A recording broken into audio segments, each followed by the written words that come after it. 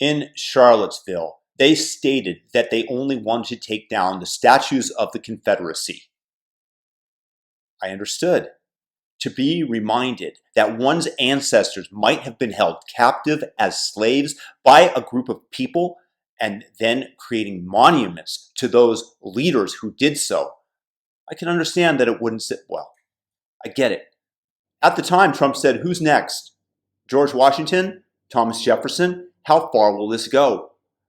The left, of course, poo-pooed him, stating that there's no possibility that that could happen, that isn't in the plans or the designs.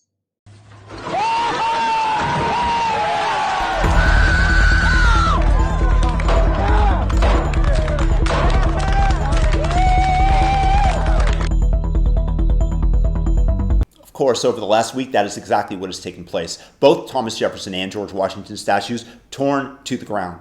Meanwhile, the mayors tell their police to do nothing to protect our national heritage, tell them to stand down as our history gets literally toppled to the ground. The founders who created the Constitution of the United States, who created the Declaration of Independence, the framework which has allowed our nation to stand for 250 years of internal struggle, as well as onslaught from the external, from other countries. These are being destroyed, and the mayors do nothing, but they do tell their police to go investigate desecration of signs for Black Lives Matter, as if they were some form of national monument. But their insanity knows no bounds. In Wisconsin, they tore down the statue of an abolitionist who died fighting for the Union Army in an attempt to free the slaves. They tear down the statue of Ulysses S. Grant, the very general who defeated the Confederacy when Lincoln was having problems with his prior appointments who were leading the Union Army. This is why you have to kill the monster while it's little. The insane woke know no limits. They are not after justice. They are after power. They are exemplifying their power by tearing down the very statues which represent our national heroes and dare us to stop them. Tell them that we should not be judging people by today's standards, but rather by the standards of the era during which they lived. But when I see the insanity, I see no rhyme or reason other than utter destruction. If it's public property, if it's something that the U.S. created formally, then it must be evil. You'd figure that if anybody would get a pass, it would be Ulysses S. Grant, the general who actually defeated the Confederacy, that helped permanently free the slaves, that he alone would be exalted amongst Antifa types. But instead, they tear him down. Their depravity has no end. It has no logic. They will continue to eat away at our nation like the cancer that they are. Once activated, it simply will not stop.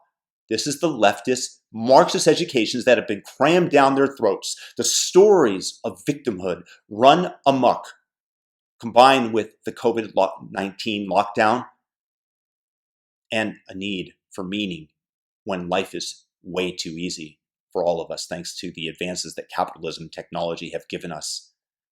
Throughout history, battling against a mythical and powerful figure has given meaning to many people's lives.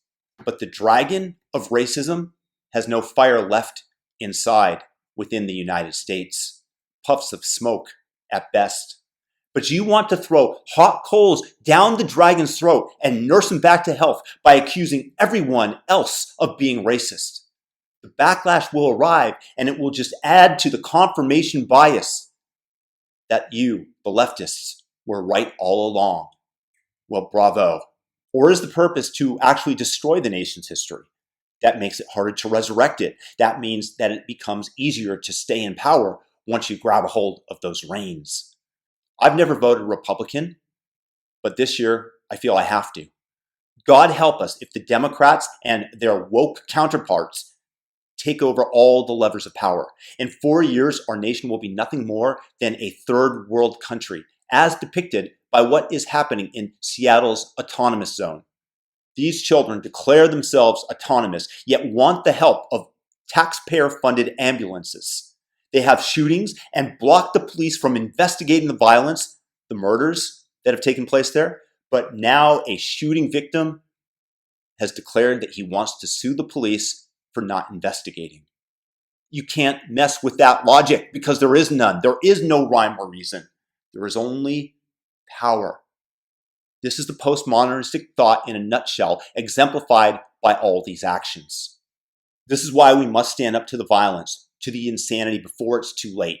Certainly they'll find new reasons to tear down statues of Abraham Lincoln. I actually believe that the destruction has already been planned and stated publicly. There's no doubt that you could find a quote of Lincoln saying something divisive about black people at some point in his life, even if you have to make it up, which is perfectly acceptable under postmodernism because the only thing that matters is power. And in this case, his actions of actually freeing the slaves pale in comparison to a single use of the N-word that he undoubtedly uttered. Make no mistake about it, this is a grab for power. And we, the sane people, whose minds have not yet been infected by this COVID-like pathogen of the mind, we must stand up against it. And we need to do so now, today. And if we prevail, which I don't necessarily believe to be a certainty given how deeply the cancer seems to be embedded into our system, we have to take a scalpel into our education system and remove the cancer-causing victimization textbooks and literature and woke professors that are creating the atmosphere for this idea pathogen to spread deeply into the minds of young people. We must get rid of it all, and that includes the 1619 Project, which states, despite gross historical inaccuracies, which somehow won it the Pulitzer, states that America was founded on slavery and racism in the year 1619. Of course, America only appeared on the books in 1776, so, great writing there. But the levers of power must be kept out of the hands of people that believe the United States is inherently evil, that believe that we have original sin just based on the color of my skin, because nothing could be more racist than the fact that I am born with a certain pigment of skin color, and thus I am sinful. Thus I am naturally evil, and I have to atone for this. I have to beg for forgiveness. Well, I won't be begging for forgiveness. I'm tired of people calling the United States evil. In case you haven't noticed, the United States has led the world out of poverty, via capitalism, via technology, via the spreading of democracy and good ideas, by protecting it against would-be dictators and totalitarianism that seeks on a continual basis to engulf the world, to serve the ego of a single individual or group, which is what's happening right now within the contiguous United States. Yet totalitarianism is exactly what these brainwashed Antifa and BLM types seek to install. Speak up now, I say over and over again, before it's too late. The time to stand up to these bullies, to these idiots, to these evil people who wish to destroy our nation is today, not tomorrow. Peace and blessings. Please share this video. Please spread this message. Let's stand up for ourselves before it's too late. Feel free to subscribe and share the video. Peace.